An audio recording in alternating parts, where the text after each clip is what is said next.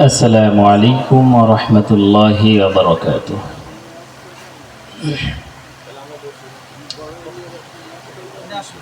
الحمد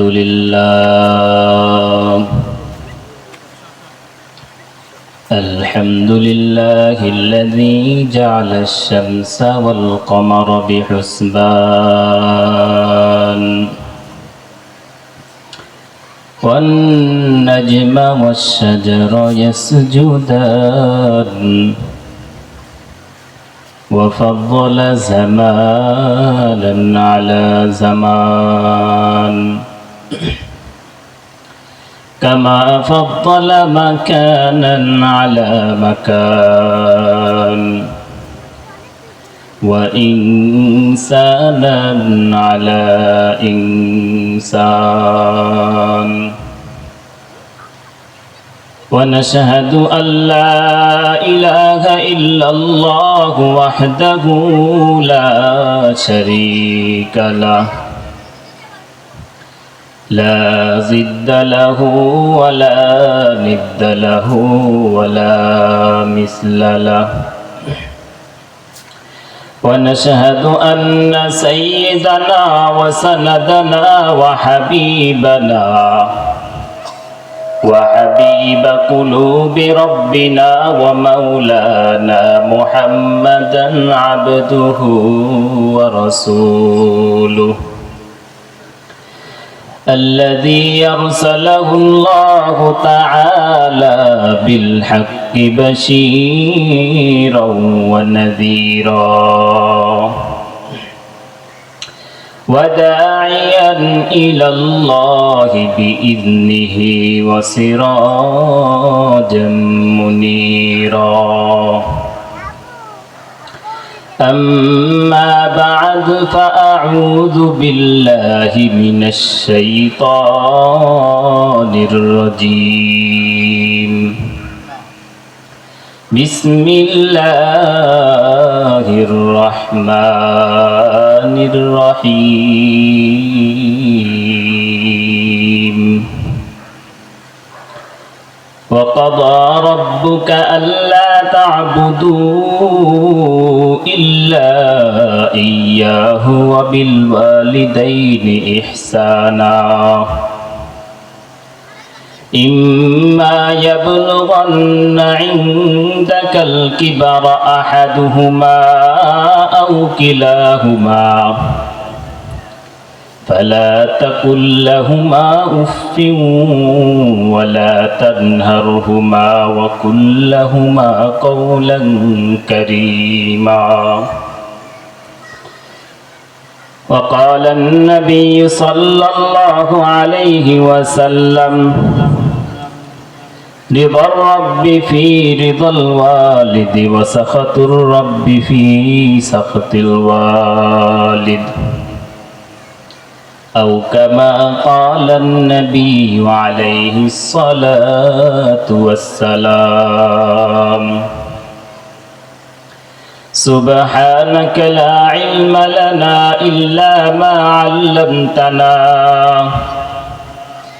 إنك أنت العليم الحكيم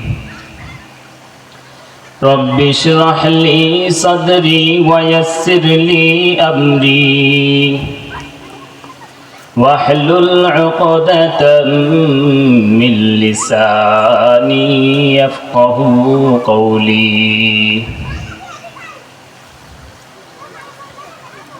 सूरज ने दिया अपनी शुआओं का पैगाम सूरज ने दिया अपनी शुआओं का पैगाम दुनिया है अजब चीज़ कभी सुबह कभी शाम दुनिया है अजब चीज़ कभी सुबह कभी शाम दुनिया में हो दुनिया का तलबगार नहीं हो दुनिया में हो दुनिया का तलबगार नहीं हो बाजार से गुजर हो खरीदार नहीं हो, बाजार से गुजर हो खरीदार नहीं हो।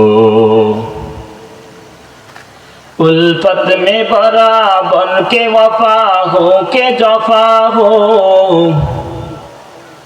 उल्फत में बराबर के वफा हो के जफा हो। हर चीज में लज्जत है अगर दिल में मजा हो, हर चीज में लज्जत है अगर दिल में मजा हो। আলহামদুলিল্লাহ। মৌসা উত্তরপাড়া সুন্দরপুর জামে মসজিদ মহল্লাবাসীর উদ্যোগে ষষ্ঠ বার্ষিক তাফসীরুল কোরআন মাহফিলের সম্মানিত সভাপতি, প্রধান অতিথি ও বিশেষ অতিথিবৃন্দ, আমার সামনে উপবিষ্ট বাংলার দূর দূরান্ত থেকে আগত মুসলমান ভাইয়েরা এবং পর্দার আড়ালে আমার শ্রদ্ধেয় মা ও বোনেরা, আল্লাহ রব্বুল আলামিনের কাছে আমরা সকলেই এই ফিতনা ফাসাদের জামানায় দুনিয়াবি সকল প্রকার ফাহেসা কাজ থেকে বিরত রেখে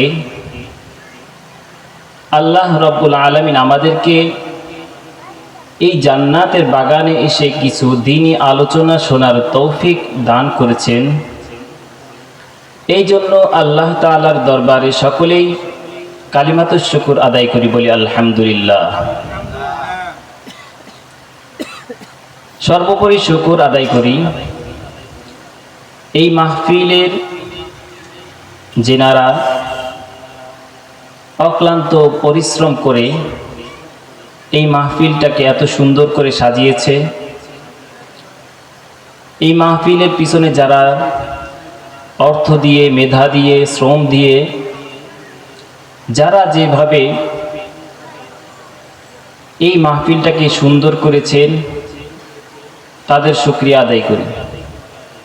আল্লাহ রব্বুল আলামিন ওনাদেরকে এই কাজের বদৌলতে দুনিয়া ও আখিরাতের জন্য কামিয়াবি করে কবুল করে নিন।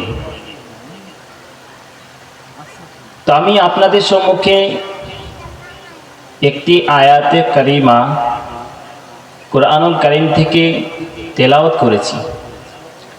আজকে আমি যে বিষয়টি আপনাদের জন্য নির্ধারণ করে নিয়ে আসছি, এক একজন ওয়াজিন এক একটা বিষয় নিয়ে ওয়াজ করাই সব থেকে বড় একটা বিষয়। এটা হচ্ছে যে কোনো মুমিন বান্দার জন্য বোঝার জন্য সহজ। আল্লাহ পাক রব্বুল আলামিন কোরআনের মধ্যে যেভাবে পিতামাতার যে সম্মান আছে, পিতামাতাকে যে আমরা সম্মান করতে পারি না, তাদের সাথে যে সদ্ব্যবহার করার বিষয়, এটা নিয়ে আমি আপনাদের সঙ্গে কিছু কথা বলবো।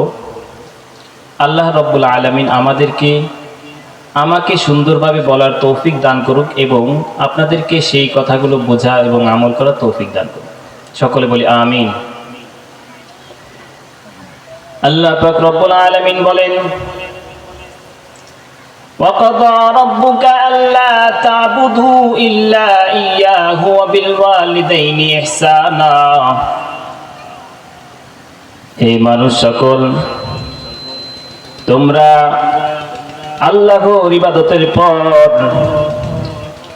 তোমরা তোমার মা বাবার প্রতি সদ্ব্যবহার করো। আল্লাহ রব্বুল আলামিনের ইবাদতের পরে আল্লাহ রব্বুল আলামিন বলেছেন, পিতা মাতার সাথে সদ্ব্যবহার করো, কারণ তারা তোমাকে এত কষ্ট করে লালন পালন করেছে।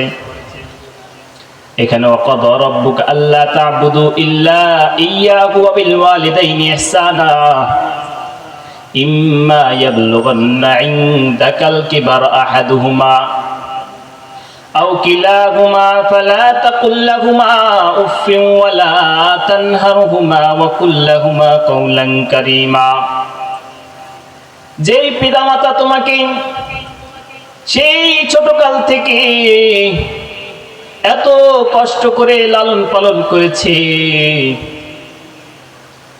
আর তোমরা বড় হওয়ার পরে তোমাদের সেই পিতামাতাকে ভুলে যাও। এই পিতামাতা এত কষ্ট করেছে, কত রাত তোমার জন্য তারা ভালো করে ঘুমাতে পারে নাই,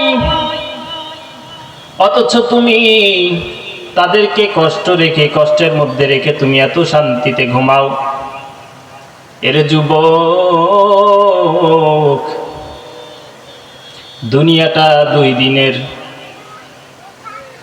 এই দুনিয়ার মধ্যে তোমাকে তারা এত কষ্ট করে লালন পালন করলো, তার বিনিময়ে তুমি তাদেরকে লাঞ্ছনা বঞ্চনা দাও, তাদের প্রতি সৎ ব্যবহার করো না। কারণ মা তো শতকাল থেকেই, সেই ছোট থেকেই বুকের দুধ খাওয়ায়ে তোমাকে এত বড় করছে। এত বড় হওয়ার পর তুমি সেই মা বাবাকে ভুলে গেছো। আল্লাহ রাব্বুল আলামিন কোরআনের মধ্যে এই কথাটা বলেছেন যে তাদের সাথে উফ শব্দটুকু ব্যবহার করো না। আর আমরা কি করি? আমাদেরকে এত বড় করে দেওয়ার পর আমাদের পাখনা গজায় যায়, আমরা মনে করি আমরা অনেক বড় হয়ে গেছি, আমাদের এখন আর তাদের লাগবে না, আমাদেরকে তো তারা বড় করে দিয়েছে, এখন আর তাদের আমাদের কোনো প্রয়োজন নাই। অথচ তুমিও একদিন বড় হবা, তোমার একদিন যৌবন শেষ হয়ে যাবে, তখন তুমি তোমার পিতা মাতার সাথে যেই ব্যবহার করবে, আল্লাহ রাব্বুল আলামিন তোমার সেই সন্তানদেরকে দিয়ে তোমাকেও ঠিক অনুরূপ ওইভাবে লাঞ্ছনা তার থেকে বেশি দিয়ে তোমাকে মৃত্যুর দ্বারে পৌঁছে দিবেন। এরে যুবক, 2 দিনের দুনিয়ায় তুমি বাহাদুরি দেখাও, আল্লাহ রাব্বুল আলামিন বলেন বাহাদুরি বেশি দিন টিকে না। তুমি তোমার পূর্বপুরুষদের দিকে তাকিয়ে দেখো, তারা এখনো দুনিয়ায় নাই, তুমি এখন আছো, তুমিও সামনে থাকবে না। এই জন্য আল্লাহ রাব্বুল আলামিন কোরআনের মধ্যে অনেক জায়গায় এই কথাটাই বোঝাইছেন যে তোমরা পিতা মাতাকে কখনো কষ্ট দিও না, কারণ তারা তোমাকে এত কষ্ট করে লালন পালন করেছে। তোমাকে কষ্ট করে লালন পালন করার মাঝে তাদের যে একটা পাওনা ছিল যে তুমি তাদেরকে ভরণ পোষণ দিবে, তোমাকে তারা যেভাবে কষ্ট করে মানুষ করেছে, তোমাকে মানুষের মাঝে প্রতিষ্ঠিত করেছে, তোমার উচিত ছিল সেই মা বাবাকে মাথার উপরে উঠিয়ে রাখা। ঠিক না বেটি? অথচ এখনকার যুবক, কিছু যুবক আছে মা বাবাকে বাদ দেয় না, মা বাবার খোঁজও নেয় না, অথচ ওই ছেলের জন্য মা বাবা কত ঘুম নষ্ট করছে। এই ছেলে জীবনে কোনোদিন কিছু করতে পারবে না, তার জন্য জাহান্নাম ওয়াজিব হয়ে যাবে যদি এই মা বাবাকে সে তার মাথার তাজ হিসেবে না গ্রহণ করে। অতএব পিতা মাতার মধ্যে কোরআনের মধ্যে বলেছেন, আল্লাহ পাক বলেছেন, যদি দুইজনে থেকে থাকে তাহলে দুইজনকে সুন্দরভাবে তুমি তাদের জন্য যেভাবে তারা আরাম আয়েশে থাকবে তাদের জন্য তুমি সেই ব্যবস্থা করো। অথবা যে কোনো একজন যদি বেঁচে থাকে তাহলে মনে করবে তুমি জান্নাতের জন্য টিকিট পেয়ে যাবা, তোমার ওই জান্নাতে টিকিট পাওয়ার জন্য তোমার ওই মা বাবাকে তোমার খেদমত করতে হবে। আল্লাহ পাকের রাসূল সাল্লাল্লাহু আলাইহি ওয়াসাল্লাম এই কথাই বলেছেন হাদিসের মধ্যে, রিদার রাব্বি ওয়ালিদাল ওয়ালিদ। আল্লাহ পাকের রাসূল জনাবে মুহাম্মদুর রাসূলুল্লাহ সাল্লাল্লাহু আলাইহি ওয়াসাল্লাম হাদিসের মধ্যে বলেছেন যে পিতামাতাকে সন্তুষ্ট করলে আল্লাহ তাআলাকে সন্তুষ্ট করতে পারবে। আর যদি পিতামাতা তোমার উপর অসন্তুষ্ট থেকে যায়, তুমি কঠিন কালেও তা কখনো তুমি সেই কামিয়াবি হতে পারবে না যে আল্লাহ তাআলা তোমার উপর সন্তুষ্ট থাকবেন। অতএব ভাইরা আমার, এ যুবক, দুনিয়াটা বাহাদুরির জায়গা নয়। দুনিয়াটা 2 দিনের। আজকে মরলে তুমি কালকে যে বেঁচে ছিলা এটাই তোমার খোঁজ থাকবে না। অতএব তোমার উচিত, এখনো সময় আছে রে যুবক, ওই মা বাবার পা ধরে মাপ চা। যেই মা বাবা এত কষ্ট করে তোকে লালন পালন করেছে, যেই মা বাবা না খেয়ে তোকে খাওয়াইছে রে যুবক, এখনো সময় থাকতো ওই মা বাবাকে পা ধরিয়ে মাপ চাও। কারণ এই মা বাবা যদি অসন্তুষ্ট থেকে যায়, তোমার জন্য জাহান্নাম ওয়াজিব হয়ে যাবে। আল্লাহ পাক কোরআনের মধ্যে এটা বলে দিয়েছেন, নেক সন্তান রেখে যেতে। এখনকার আমাদের একটা সমস্যা, বেশিরভাগ সমস্যা হচ্ছে দ্বীনি ইলম না থাকা। দ্বীনি ইলম না থাকার কারণেও এই সমস্যাটা হচ্ছে। আমাদের মুরব্বী ভাইদেরকে বলবো, আমার চাচাদেরকে বলবো, যুবক ভাইদেরকে বলবো, আপনারা আপনাদের সন্তানদেরকে, আপনাদের নাতিদেরকে দ্বীনি ইলম ন্যূনতম ভাবে হলেও শিক্ষা দিন। দ্বীনি জ্ঞান না থাকলে একটা ছেলে বুঝবে না পিতামাতার যে কি সম্মান, পিতামাতা যে কত বড় একটা নিয়ামত। একটা ছেলে এই কথা বোঝা সম্ভব হবে না, কারণ স্কুলের মধ্যে কখনো এটা শিক্ষা দেয় না যে পিতামাতা অনেক বড় সম্পদ। তাদেরকে শিক্ষা দেওয়া হয় ইংলিশ কিভাবে পড়তে হবে, অঙ্ক কিভাবে করতে হবে, বাংলা কিভাবে করতে হবে। আস্তে আস্তে ডিগ্রি নিবে, কিন্তু পিতা মাতার সঙ্গে সদ্ব্যবহার কিভাবে করতে হয় এটা শিক্ষা দেয় না। কিন্তু মাদ্রাসার মধ্যে আলাদাভাবে এটাকে একটা ক্লাস বানানো হয়। মাদ্রাসার মধ্যে যখন ছোট বাচ্চাদেরকে দেওয়া হয়, তখন আলিফ বা শেখানোর সাথে সাথে বলা হয় পিতামাতার সাথে সদ্ব্যবহার করবে। কারণ তোমার পিতামাতা তোমার জন্য নিয়ামত, তোমার জন্য সবথেকে বড় একটা নিয়ামত। তারা হচ্ছে একজন দামি, পৃথিবীর মধ্যে তোমার জান্নাত হচ্ছে তোমার মায়ের পায়ের নিচে, তোমার মায়ের পায়ের নিচে তোমার জান্নাত।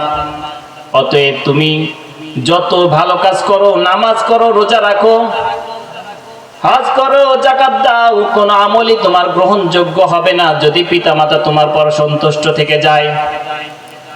অতএব যুবক বলে যায়, দুনিয়াটা বাহাদুরির জায়গা না। তুমিও একদিন বুড়ো হবা, তোমার দাদাও চলে গেছে, পূর্বপুরুষও চলে গেছে। একটা ঘটনা বলি। এক ব্যক্তি নবী করিম সাল্লাল্লাহু আলাইহি ওয়াসাল্লামের কাছে এসে বললেন, তখন যুদ্ধ চলতেছিল। এই যুদ্ধ চলাকালীন সকল সাহাবী চাইছেন যে যুদ্ধে আমি অংশগ্রহণ করব, কিন্তু এক সাহাবীর মা অনেক অসুস্থ। যেই মা কখনো একটু ভালো কিছু, কোনো দিক থেকে কোনো কিছু করার মতো ক্ষমতা নাই। সে একটু উঠতে পারে না, না বসতে পারে, কোনো দিক থেকে তার ক্ষমতা নাই। ওই সাহাবী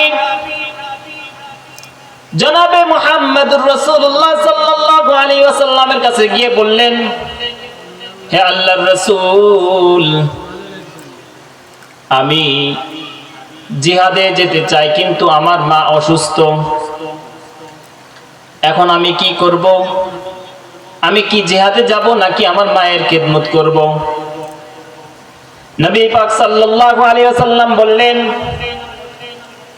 তুমি তোমার মায়ের সেবা করায় তোমার জন্য ফরজ। কারণ জিহাদের থেকে তোমার মা তোমার জন্য অনেক গুরুত্বপূর্ণ। ওই জিহাদে গেলে যেটা তুমি সওয়াব পাইতা, ওই সওয়াবের থেকে একটু তোমার কমতি করা হবে না। যদি তুমি তোমার মায়ের তুমি সেবা করো তাহলে তোমার একটু সওয়াব কমতি হবে না, বরঞ্চ তোমাকে সওয়াব বাড়িয়ে দেওয়া হবে। এই জন্য বলছি রে যুবক, দুনিয়াটা ক্ষণস্থায়ী, আখিরাত চিরস্থায়ী। দুনিয়ার মায়ায় পড়িয়া যায়ও না। দুনিয়ার মায়ায় পড়িয়া সকলেই মা বাবাকে ভুলে যায়, আল্লাহকে ভুলে যায়। আশেপাশের এমন অবস্থা হয়ে যায় যে তুমি যত খারাপ কাজ আছে তোমার কাছে কিছুই মনে হয় না।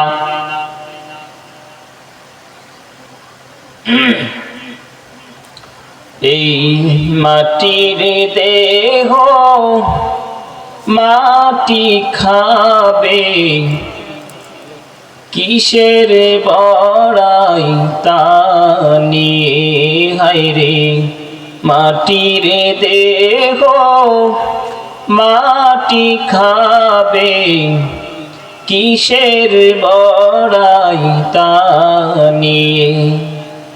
এই রূপ লাবণ্য ধন দৌলত, রূপ লাবণ্য ধন দৌলত, কি লাভ হবে তা দিয়ে। মাটির দেহ মাটি খাবে, কিসের বড়াই তা দিয়ে হায়রে। মাটির দেহ মাটি খাবে, কিসের বড়াই তা নিয়ে। মা বাবা ভাই বোন কি আত্মীয় স্বজন, দেখো তোমার পূর্বের আছে কজন। মা বাবা ভাই বোন কি আত্মীয় স্বজন, দেখো তোমার পূর্বের আছে কজন। এমনি করে যাবে চলে, এমনি করে যাবে চলে, রবে না কেহ ডানে বায়ে। মাটির দেহ মাটি খাবে, কিসের বড়াই তা নিয়ে হায়রে। মাটির দেহ মাটি খাবে, কিসের বড়াই তা নিয়ে।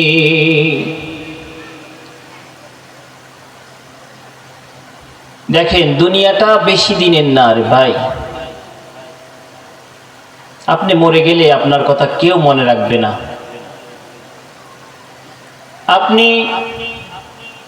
এখন গায়ে জোর আছে এই জন্য আপনি আপনার পিতামাতাকে সম্মান করেন না, কোনো কিছুই তোয়াক্কা করেন না। আপনার পিতামাতারও কিন্তু এক সময় এরকম শক্তি ছিল। এটা আপনার ভাবতে হবে যে আমার পিতামাতার কিন্তু এক সময় এরকম শক্তি ছিল, অথচ তারা বৃদ্ধ হয়ে গেছে, তাই আমি তাদেরকে তুচ্ছ করতেছি। যুবক, সময় তোমার জন্য অপেক্ষা করতেছে। এক সময় কিন্তু তোমার আসবে যে তোমাকে কিন্তু কেউ তোয়াক্কা করবে না। অতএব আমি স্পষ্টভাবে বলতে চাই, আমাদের যুবক সমাজের মধ্যে দেখা যায় যে পিতামাতাকে সম্মান করে না, পিতামাতার সাথে ভালো ব্যবহার করে না, তাদেরকে বৃদ্ধাশ্রমে দিয়ে আসে। বৃদ্ধাশ্রম, এই পিতামাতাকে তুমি বৃদ্ধাশ্রমে দিয়ে আসলা আর তুমি মনে করছো যে তুমি অনেক শান্তিতে থাকবা। তোমার ছেলে পেলেও তোমাকে বৃদ্ধাশ্রমের থেকে আরো জঘন্য জায়গায় দিয়ে আসবে।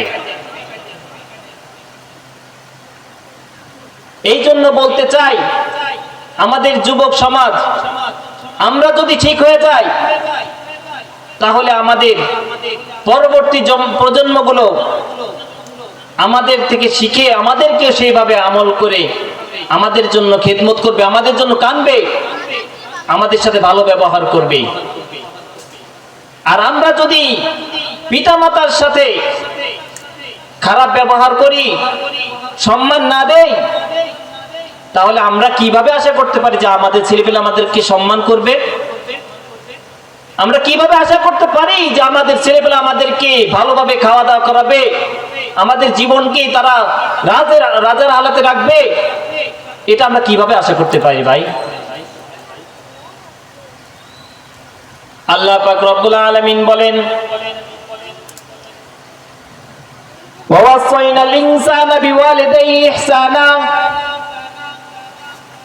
কোরআনের মধ্যে আল্লাহ তাআলা অনেক জায়গায় বলেছেন পিতা মাতার সাথে সদ্ব্যবহার করো, পিতা মাতার সাথে সদ্ব্যবহার করো। এই কথাটা কেন বলেছেন?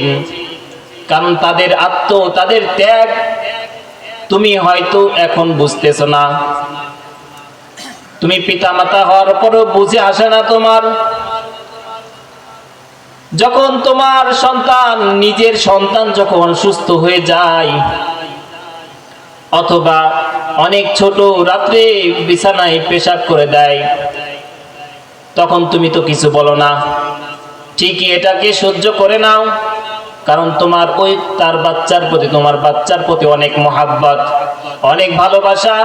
এই ভালোবাসার কারণে তুমি ওই বাচ্চাকে কখনো গালাগালি করো না, অথচ তাকে পরিষ্কার পরিচ্ছন্ন করে আবার সুন্দর একটা বিছানা করে তাকে ঘুম পাড়িয়ে দাও।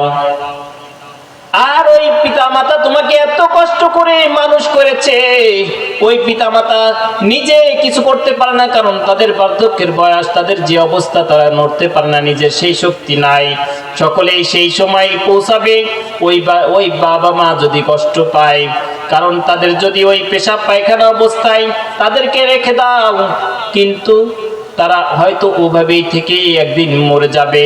কিন্তু তোমার ওই যে সওয়াবটা পাওয়ার কথা ছিল, সওয়াব তো দূরের কথা, তুমি তাদের কাছ থেকে অভিশাপ নিয়ে জাহান্নামের লাকড়ি হয়ে যাবে।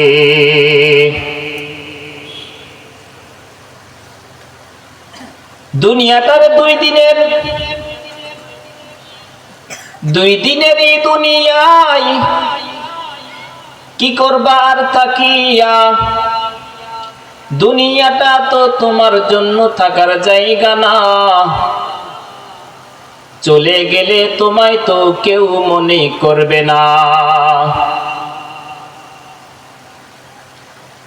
আল্লাহ রাব্বুল আলামিন কোরআনে পাকে এটাই বুঝাইতে চেয়েছেন, ওয়াসাইনাল ইনসানা বিওয়ালিদাইহি ইহসানা। আমি মানুষকে তার পিতামাতার প্রতি সৎ আচরণের নির্দেশ দিয়েছি। তার মা তাকে কষ্টের পর কষ্ট করে তাদেরকে আল্লাহ তাআলার হুকুমে যদি এই বাচ্চাকে আপনি ঠিক মতো লালন পালন করতে পারেন, আল্লাহ তাআলার হুকুমে যদি এই বাচ্চাকে হুকুমগুলো ঠিক মতো বুঝাইতে পারেন, তাহলে আপনিও একদিন ওই সন্তানের দ্বারা উপকৃত হবেন। এই জন্য বলি, দ্বীনি ইলম একটা ছেলের জন্য, একটা বাচ্চার জন্য দ্বীনি ইলম ফরজে আইন। আমাদের বাচ্চাদের মধ্যে দ্বীনি ইলম না থাকার কারণেই আমাদের এই ভোগান্তিটা হয়। কারণ সে তো জানেই না পিতামাতা যে এত সম্পদ, এত বড় একটা নেয়ামত, সে তো এই বিষয়ই জানে না, কারণ তাকে এই নলেজটা দেওয়া হয় নাই। কিন্তু মাদ্রাসার মধ্যে প্রত্যেকটা বাচ্চাকে সুন্দরভাবে বোঝানো হয়, বাবা তুমি বাসায় গিয়ে মা বাবাকে সালাম দিবা, মা বাবার সঙ্গে সুন্দর ব্যবহার করবা, মা বাবার কথা মতো চলবা, সুন্দর মতো তাদের সাথে ব্যবহার করবা। সেই ছোট্ট থেকে যখন তাকে বুঝ দেওয়া হয়, আস্তে আস্তে সেই বিষয়টা তার মাথার মধ্যে গেঁথে যায়। আপনি চারিদিকে তাকিয়ে দেখেন, কয়জন আলেমের মা বাবা বৃদ্ধাশ্রমে আছে, কিন্তু দেখেন জেনারেল যারা আছে তাদের মা বাবা কিন্তু বৃদ্ধাশ্রমে অহরহ আছে। অতএব বলতে চাই ভাই, আপনার সন্তানটাকে ন্যূনতম হলেও আগে দ্বীনি ইলমটা শিক্ষা দিন। দ্বীনি ইলম না থাকার কারণে যে কোনো মানুষ ভুলভাবে সিদ্ধান্ত নিতে পারে, কোনো সমস্যা হয় না। কিন্তু একজন আলেম কিছু সিদ্ধান্ত নিতে গেলে তার বিবেকে বাধা দিবে। আমার মা আমার বাবা, আমি কিভাবে তাদেরকে বৃদ্ধাশ্রমে দিয়ে আসি, আমি কিভাবে তাদেরকে এইভাবে খারাপ অবস্থায় পড়ে থাকতে দেখি। অতএব আপনাদের মাদ্রাসা আশেপাশে দ্বীনি ইলম শিক্ষা করানো হয়। আপনি স্কুলে পড়ান, কোনো সমস্যা নাই, আপনি ভার্সিটিতে পড়ান, তাও কোনো সমস্যা নাই, কিন্তু আপনি ছোট থেকে এই বাচ্চাটাকে দ্বীনি ইলম শিক্ষা করার জন্য একটা মাদ্রাসায় ভর্তি করে দিন।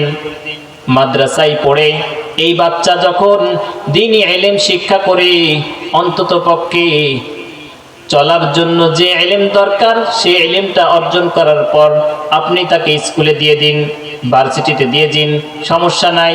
তাহলে ওই বাচ্চা বুঝবে যে আমার পিতামাতা আমার জন্য নেয়ামত, আমার পিতামাতা আমার জন্য সবথেকে সুখের জায়গা, আমি আমার পিতামাতাকে কখনো কষ্ট দিব না, আমার পিতামাতা আমি না খেয়ে আমার পিতামাতাকে খাওয়াবো। ওই বাচ্চা কখনো আপনাকে ফেলে দিবে না যদি দ্বীনি ইলম থাকে। আর যদি দ্বীনি ইলম না থাকে তাহলে ওই বাচ্চা আপনাকে সুন্দর মতো ওই বৃদ্ধাশ্রমে দিয়ে আসবে।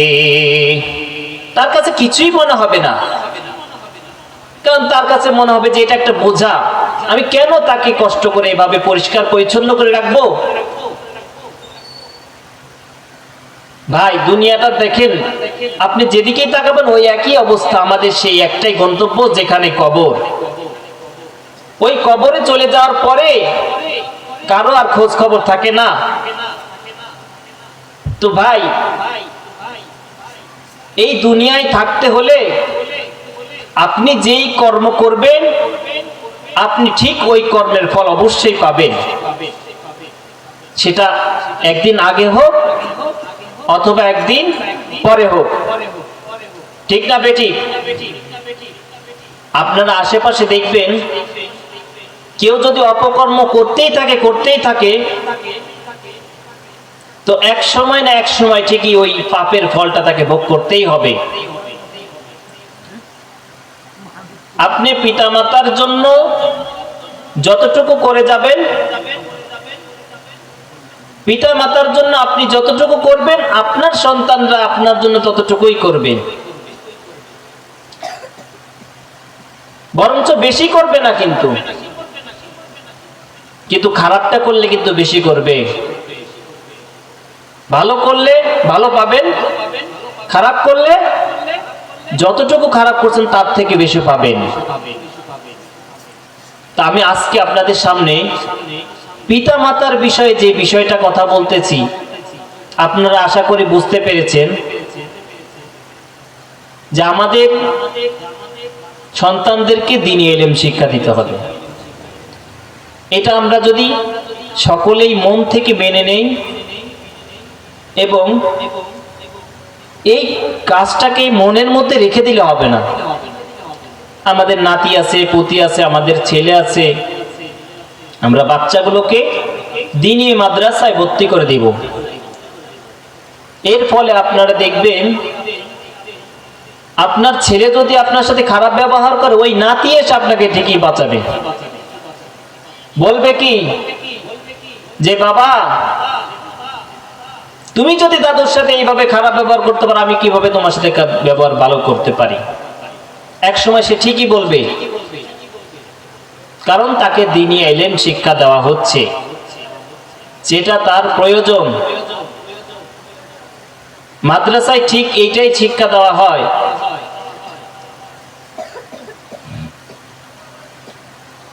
আল্লাহ পাক রব্বুল আলামিন বলেন, وَقَضَى رَبُّكَ أَلَّا تَعْبُدُوا إِلَّا إِيَّاهُ وَبِالْوَالِدَيْنِ إِحْسَانًا। তোমরা আল্লাহ তাআলার ইবাদত পালন করো, ইবাদত আদায়ের পরে ওয়াবিল ওয়ালিদাইনি ইহসানা, পিতা মাতার সাথে সৎ ব্যবহার করো। ইম্মা ইয়াবলুগান্না ইনদাকাল কিবারা আহাদুহুমা আও কিলাহুমা ফালা তাকুল লাহুমা উফফিন ওয়া লা তানহারহুমা ওয়া কুল লাহুমা কাওলান কারীমা ওয়াখফিদ লাহুমা জানাহাদ যুল্লি মিনার রাহমাহ।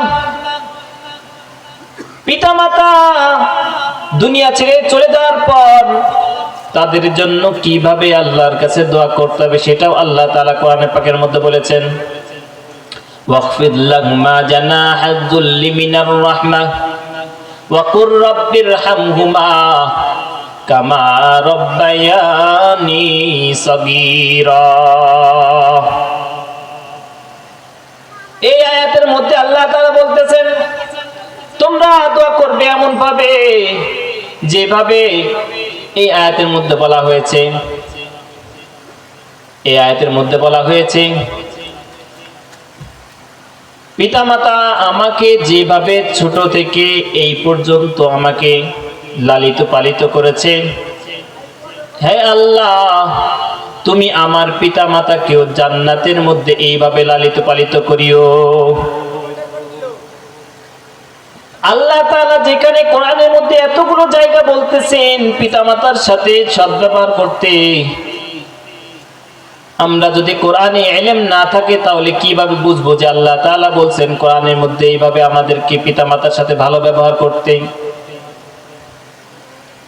অতএব আমি যে মূল বিষয়টা আপনাদেরকে বুঝাইতে চাই সেটা হলো দুনিয়ার মধ্যে চলার জন্য, নিজেও বাঁচার জন্য, আমার পরিবারদেরকে বাঁচানোর জন্য, আমার ছেলেপেলেদেরকে আমার ভালো ব্যবহার পাওয়ার জন্য, তাদের থেকে আমার জন্য তারা যে খেদমত করবে সেই জন্য একটাই সবথেকে বড় মেসেজ হচ্ছে দ্বীনি ইলম শিক্ষা করতে হবে। দ্বীনি ইলম শিক্ষা করার বিকল্প কোনো পথ নাই।